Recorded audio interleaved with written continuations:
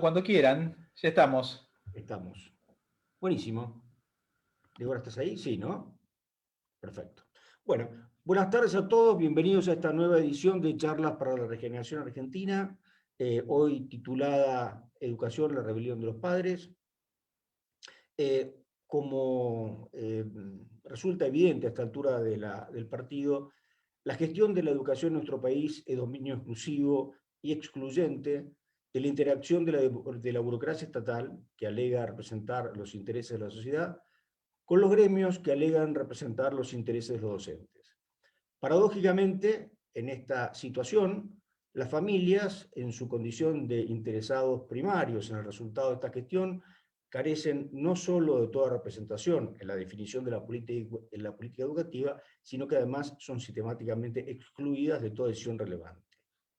Nada pueden decidir sobre contenidos, nada pueden decidir sobre extensión, intensidad, duración de la oferta educativa, nada pueden decidir sobre el material educativo a utilizar, nada pueden decidir sobre la evaluación de los docentes.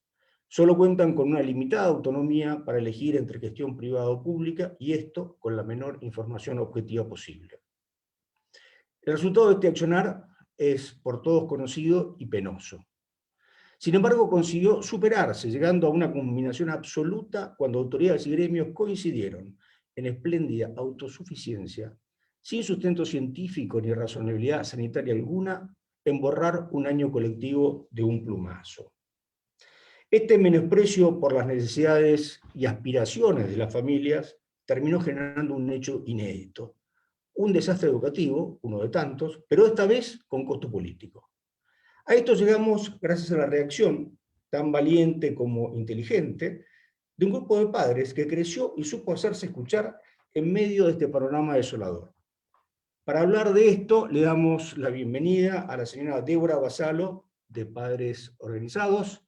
Débora es socióloga, madre de una niña que está en 5º grado en la escuela pública y madre también, aunque no lo parezca, de 2 profesionales. Buenas tardes, Débora, muchas gracias por estar con nosotros. Hola, ¿qué tal? Muy buenas tardes. Muchísimas gracias por el espacio y por darle relevancia a la educación de los chicos, que evidentemente virtual no puede ser. Efectivamente. Bueno, desde septiembre de 2020 al día de hoy, Padres Organizados ha crecido de forma vertiginosa. Te pediría que nos cuentes dónde están hoy, quiénes los constituyen, su alcance geográfico, cómo se toman las decisiones y sobre todo cuál es su agenda inmediata. Bueno, Padres Organizados tiene prácticamente presencia en todo el país. Las únicas 2 provincias donde no hay padres organizados es en La Rioja y en Jujuy. En el resto de las provincias hay grupos de padres organizados. En provincia de Buenos Aires, por ejemplo, además de tener el grupo de provincia, hay grupos por localidades. Hay en Mar del Plata, en Vicente López, en Quilmes. En Santa Fe también hay un par de subdivisiones de padres organizados. En principio, Padres Organizados se constituyó a través de las redes sociales a partir de una carta que se publicó y que se buscaron la junta de firmas, manifestando la necesidad de los chicos de la educación presencial y de la irracionalidad de mantener esta educación virtual, que a su vez era en muchos aspectos falaz. ¿En qué sentido? Porque si estuviéramos hablando de educación virtual a través de plataformas, a través de interacción con los docentes y de los chicos entre sí, podría considerarse que se estaban dando contenidos, se estaba desarrollando en términos académicos. Pero en realidad la virtualidad no es de esa manera. Muchos lo pintan como que en realidad pasa por ahí, pero en realidad la virtualidad es envío de tareas por mail, envío de tareas por WhatsApp, y vaya uno a saber cuántos chicos la completan y cuántos no. Además, digamos, la gravedad, digamos, se vio profundizada al momento en que el Ministerio de Educación decidió promocionar a todos los chicos sin saber si los contenidos habían sido incorporados o no. Entonces eso hace que sea mucho más grave la situación y que los chicos que ahora en este momento están cursando su siguiente grado, su siguiente año de estudio, no estén en condiciones realmente de poder desarrollar los contenidos que corresponderían a lo que están cursando en este momento. En cuanto a lo que serían, digamos, en nuestra organización, nosotros vamos contactándonos por grupo de WhatsApp, vamos contactándonos por Facebook o por Twitter, y a partir de ahí, en función de cómo van desarrollándose las decisiones gubernamentales, vamos implementando medidas, difundiendo por redes sociales y también haciendo manifestaciones, quizás digamos, en la calle, en la vía pública. Y bueno, en cuanto a lo que es conocimiento cara a cara, es muy poco el que tenemos, obviamente, no solamente por la cuestión de cómo se constituye el grupo, sino por la situación de pandemia, que bueno, uno tiene que mantener la distancia. Hemos tenido oportunidad de hablar con especialistas en educación en esta serie de charlas para Regeneración Argentina en varias oportunidades. Hemos conversado con gente como Edgardo Zablocki, rector de la Universidad del SEMA, como Juan María Segura, experto en educación, y antes, en realidad, de la aparición de padres organizados. A lo largo de estas conversaciones siempre hemos tenido la impresión de que la presencia o la participación activa de las familias a través de los padres, demandando resultados, siguiendo de cerca en la evolución de la educación de sus hijos, es una condición necesaria para una educación de calidad. Entonces, te pregunto, ¿ustedes piensan que es posible que haya un control efectivo de calidad sin libertad de acción para elegir escuela, contenido, material, etcétera, sin que los padres sean un actor importante en la definición de la oferta educativa? Eso es bastante complicado. Lo que pasa es que ahí tenemos un problema y es, digamos, la vorágine de la vida y la vorágine de las actividades de los padres. Entonces, el compromiso de los padres con la educación de sus hijos y con la comunicación con la escuela es muy desigual. El hecho de que uno pueda, digamos, ser impulsor y pueda exigir o pueda pedir cuentas a las conducciones de las escuelas de qué es lo que se va a trabajar, a partir de qué materiales, con qué, digamos, exigencias se va a trabajar, depende de cómo uno se comprometa con la educación. En el caso de la educación pública, por ejemplo, es un poco más participativa. Bueno, en mi caso yo soy presidente de la cooperadora de la escuela a la que va mi nena, y ahí hay un trabajo conjunto entre conducción y cooperadora en cuanto a lo que es los contenidos que se van a priorizar durante el año y a partir de qué materiales se van a trabajar. Pero, digamos, los padres no tenemos tanta participación como la que quisiéramos. Pero bueno, el tema es que si solamente somos pocos los padres que participamos, es muy difícil poder llegar, digamos, a un diálogo más abierto y más igualitario. Sí, evidentemente no es realista ni es lo que uno tiene en mente pensar que los padres tengan que involucrarse en la cotidianidad del colegio, porque efectivamente todo el mundo tiene una multitud de cosas para hacer y para eso está el colegio, digamos, para ocuparse de la cotidianidad. Lo que uno sí debería poder hacer es juzgar resultados y actuar en consecuencia, digamos. No es lo mismo ir a la escuela A que ir a la escuela B, los resultados de la escuela A son los que son, los resultados de la escuela B son los que son, y uno podría, como padre, actuar efectivamente con esos datos en la mano. ¿Ustedes se perciben como estamos frente a un fenómeno desde ya bienvenido de participación coyuntural, o ustedes se perciben como un actor permanente, digamos, en este debate sobre la calidad de la educación que reciben nuestros hijos? Nosotros nos percibimos como un actor en construcción. Va a depender de cómo sigamos cada uno comprometidos con esta causa, cómo evolucione como actor y si que se transforme en un actor permanente. O sea, lo ideal sería que sí, que se transforme en un actor permanente, que pelee por la calidad educativa. Lamentablemente en esta situación, y de acuerdo a cómo han bajado las exigencias y los niveles aspiracionales del gobierno nacional con respecto a la educación, en este momento nuestro rol de exigencia de calidad educativa es la presencialidad. Correcto. Mientras estemos en esta coyuntura estamos en una discusión muy pobre. O sea, estar discutiendo que los chicos tengan que ir a la escuela es algo realmente inadmisible, o sea, es realmente patético. Y en cuanto a lo que vos me preguntabas anteriormente con respecto a la agenda y que tiene que ver con esta cuestión, es que en este momento nosotros estamos trabajando en función del proyecto de ley que mandó el gobierno nacional al Senado con respecto a la posibilidad de frenar la presencialidad, porque más allá de que se plantee que está pensado en términos sanitarios, en realidad el proyecto de ley es un copia y pegue de todas las medidas que están vigentes en este momento. Y lo único que innova es plantear que el gobierno nacional tiene la potestad de frenar la presencialidad, planteando parámetros prácticamente inalcanzables para lograr esa presencialidad.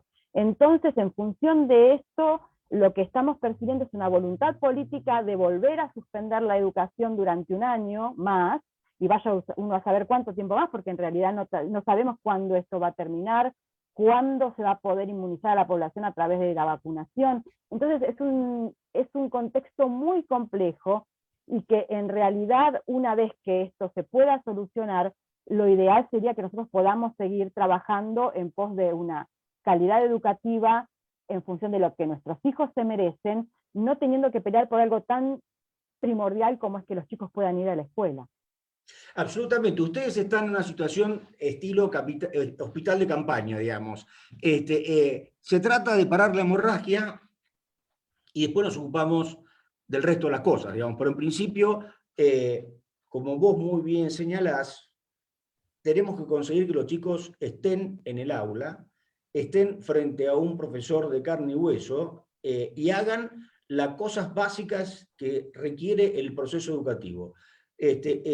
Luego veremos, pero ese es de esperarse, digamos, que ese luego veremos en algún momento va a llegar, y sería francamente muy importante que organizaciones como la de ustedes, organizaciones que tienen un interés efectivo y real, y llamémosle completamente desinteresado en la educación de sus hijos, sigan siendo actores en este diálogo. En esta interacción en la que se define la política educativa. A lo largo de estos meses de, como decía, de crecimiento vertiginoso de pares organizados, ¿ustedes cómo han interactuado con los otros con los dos actores únicos y excluyentes del proceso, con el gobierno y con los gremios? ¿Han generado alguna noción de legitimidad por parte de ellos? ¿Cómo los ven? ¿Son una fuerza a tratar o son simplemente un problema que hay que esperar que un día se cansen y se vayan? ¿Cómo actúan? ¿Cómo los tratan? Bueno, a ver, por parte del gobierno nacional somos absolutamente ignorados. De hecho, nosotros teníamos una reunión con el ministro Trota para febrero, y él la suspendió cuando estuvo aislado, y sin embargo él sí recibió a las familias por un retorno seguro, que son las familias que se han nucleado justamente defendiendo la virtualidad y planteando que en realidad las aulas son peligrosas y que los chicos son potenciales asesinos de sus parientes, adultos mayores.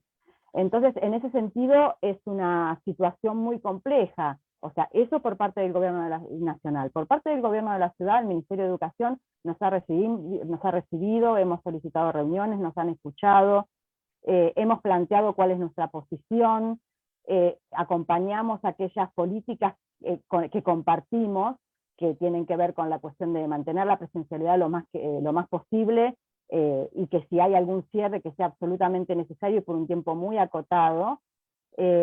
Así que en ese sentido hemos sido bien recibidos por el gobierno de la Ciudad de Buenos Aires, hemos sido absolutamente ignorados por el gobierno nacional y también por el gobierno de la provincia de Buenos Aires, porque padres organizados de la provincia de Buenos Aires están pidiendo también una reunión con los responsables de educación y tampoco son recibidos. Entonces es una situación compleja. Por un lado, bueno, nos escuchan algunos funcionarios en Ciudad de Buenos Aires, pero por otro lado, la gran mayoría de los funcionarios responsables de educación no nos reciben, no nos escuchan, solamente reciben a aquellos quienes en realidad repiten su propio discurso. En cuanto a lo que son los sindicatos, en realidad no hemos tenido diálogo con ellos. Sería muy bueno poder lograr una reunión en donde podamos debatir, o sea, debatir sinceramente desde la racionalidad, desde los argumentos y desde los motivos que cada uno tiene para defender su posición ante algún actor institucional, para poder llegar a un acuerdo, porque en realidad cuando hay monólogos nunca es posible la construcción colectiva. Y quizás pudiéndonos escuchar todos, podamos llegar a un acuerdo y llegar a una presencialidad responsable, una presencialidad aceptada por todos los actores. El problema es que en realidad hay muchos sindicatos, principalmente vinculados con el gobierno nacional, que están defendiendo a capa y espada la virtualidad o el cierre de las escuelas en modalidad de presencialidad. Y es digamos, es una situación muy desigual. Inclusive, digamos, en algún momento por ahí uno se plantea que en realidad los sindicatos están expresando cosas que el gobierno nacional no puede expresar por su rol institucional. Y que en realidad no es que los gremios le tuercen el brazo al gobierno, sino que en realidad los gremios son los que expresan ciertas cuestiones que el gobierno nacional no puede decir abiertamente. Uh-huh. Es muy interesante lo que estás diciendo. Pone, digamos, es como que de alguna forma hemos llegado al caso extremo de esta situación que yo describía en esta pequeña introducción, donde la política o la gestión educativa es el dominio excluyente de la burocracia estatal, la burocracia educativa, y los gremios, donde cada uno tiene una agenda, digamos. La agenda de la burocracia estatal es mantenerse dentro del presupuesto y conseguir la mayor cantidad de días de clase dentro de este número ideal de 180 días de clase por año, y mientras que la agenda, digamos, de los gremios es conseguir llevar adelante una campaña que tiene normalmente un contenido ideológico y político importante, y obviamente el campo en el cual los intereses confluyen es en la reducción de la calidad de la educación, porque es fácil ponerse de acuerdo si voces como la de ustedes son excluidas del diálogo. Entonces, yo te pido que pensemos un poco en el día siguiente, digamos, de la emergencia sanitaria. Cuando se termine la excusa de la pandemia para sacrificar la calidad de la educación de los niños argentinos, que ya era muy deficiente antes de la aparición del COVID. ¿Vos crees que es posible que en ámbitos como pares organizados se genere consenso acerca de la importancia que tiene la libertad por parte de las familias en la elección del tipo, la clase y el lugar de educación para que mejore la calidad de la educación argentina? Sí, yo creo que sí. Justamente, digamos, en última instancia lo que sostiene nuestro reclamo es eso.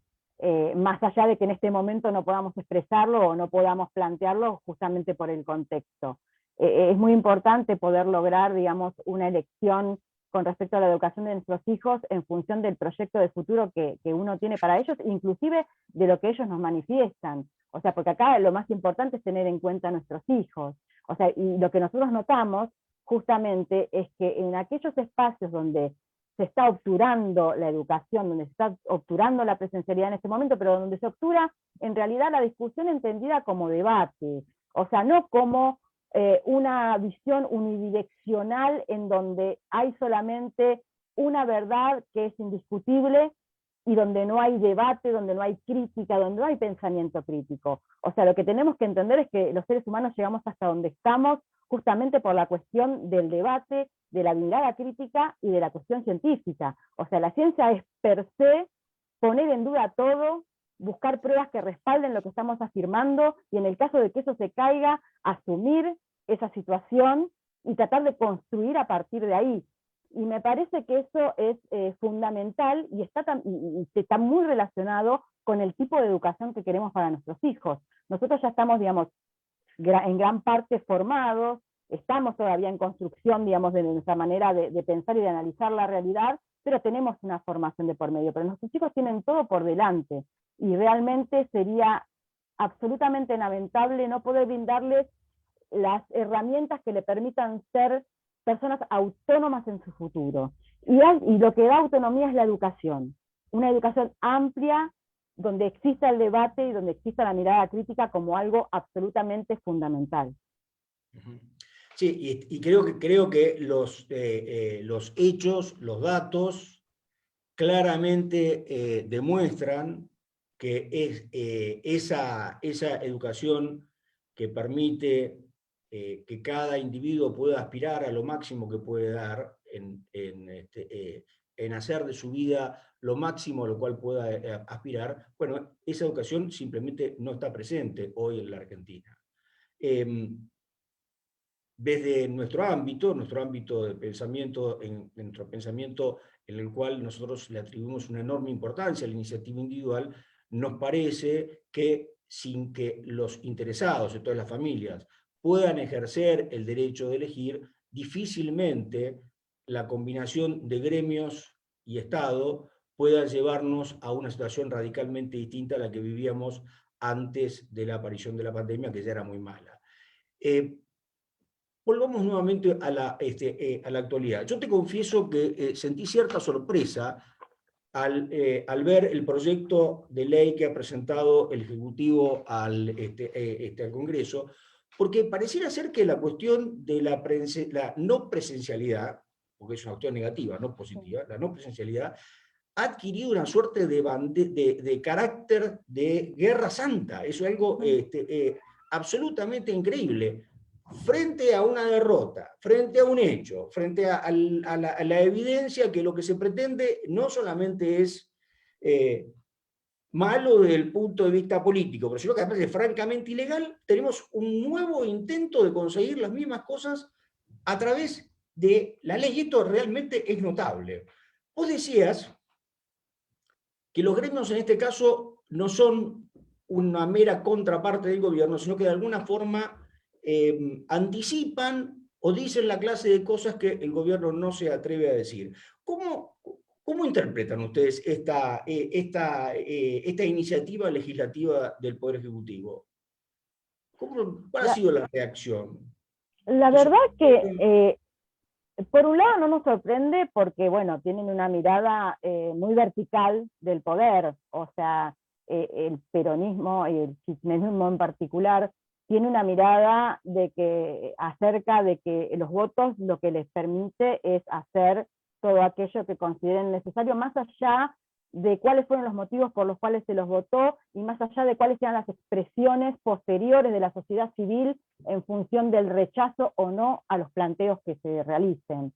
O sea, esta mirada vertical es una mirada justificada desde sus mismos teóricos, donde plantean justamente que lo importante de Néstor Kirchner es el hecho de que supo plantearle a la sociedad cuál es esa legítima distancia vertical. Y me parece que lo novedoso de esta etapa es que justamente la sociedad civil se está rebelando ante esta supuesta legítima distancia vertical que se consideraba natural hasta el momento.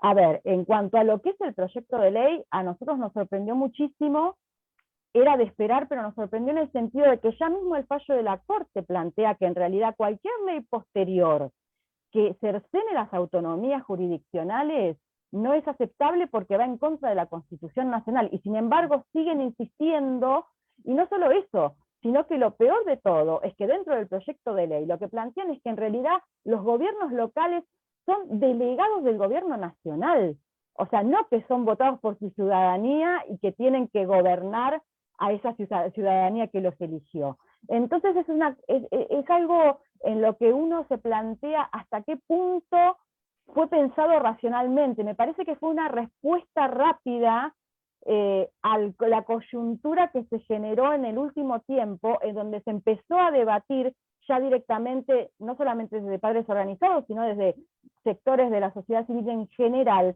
cuál era la legitimidad de las medidas que estaban tomando. Cuando se empezó a objetar que no había datos que respaldaran las medidas, porque no hay datos que planteen ni que acompañen que la educación presencial incrementa los contagios. Es más, si fuera por esa cuestión, no tendría que haber habido contagios de menores el año pasado, y sin embargo las cifras del año pasado realmente son similares a las que estamos viendo ahora, con las escuelas cerradas.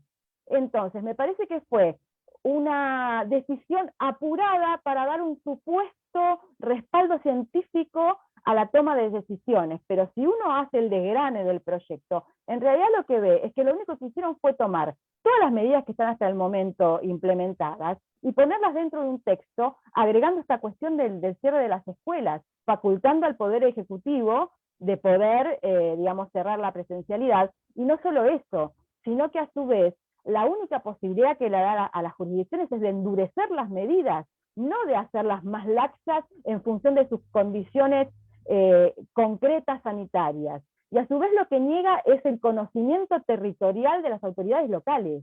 Entonces es una cosa absolutamente inadmisible, pero que para mí tiene que ver con esta impotencia de ver que la sociedad civil ya no está acatando lo que se está planteando, porque se está dando cuenta que esas decisiones no están planteadas, no están basadas en datos, sino que están basadas en otro tipo de cuestiones políticas que pueden llegar a tener que ver con cuestiones electorales, o con cuestiones de tranquilizar a su base electoral, o con en realidad un proyecto que lo que busca es buscar, digamos, el menor movimiento social posible y el menor desequilibrio social. O sea, a mí me parece que también el tema de la disparada de la inflación relacionada a todo lo que fue el inicio de la actividad educativa puede tener que ver también con estas decisiones, pero que no se plantean tan directamente, y no solamente el tema sanitario. Sí, hemos asistido al espectáculo insólito de un gobierno democrático, elegido democráticamente, volviendo a una situación pre-1853, digamos. Es increíble, francamente asombroso. Hablando específicamente de ese tema, ¿en qué provincia ustedes tienen la expectativa de que haya alguna clase de acción efectiva en favor de la presencialidad? ¿Hay algún lugar en el cual ustedes alienten alguna esperanza de conseguir sustento legal, digamos, al retorno a las clases? Y a ver, el tema es complicado. Por ejemplo, en provincia de Buenos Aires la presencialidad se está peleando desde el año pasado. Se han presentado recursos de amparo, se han hecho un montón de reclamos judiciales y sin embargo los jueces se declaran incompetentes. O sea, el tema, digamos, de poder lograr la presencialidad en aquellos distritos donde políticamente los gobiernos locales no están a favor de esa presencialidad es muy complicado. Es muy complicado, pero tiene que ver con esta cuestión que hablábamos antes de la mirada vertical, de decir, bueno, yo una vez electo decido lo que se hace más allá de que eso perjudique a la sociedad a la cual, digamos, me eligió. O sea, es una situación muy compleja. Hay que ver, digamos, cómo evoluciona todo el tema de los amparos presentados, pero hasta el momento realmente, lamentablemente, no hay respuesta positiva. Y mientras los funcionarios no se decidan a poder implementar medidas que permitan a los chicos una mínima presencialidad, aunque sea, esto va a ser algo realmente muy difícil de conseguir, más allá de la movilización de los padres. Y además, digamos, el problema pasa también por una perspectiva y un trato muy peyorativo con respecto a aquellos padres que nos movilizamos pidiendo presencialidad.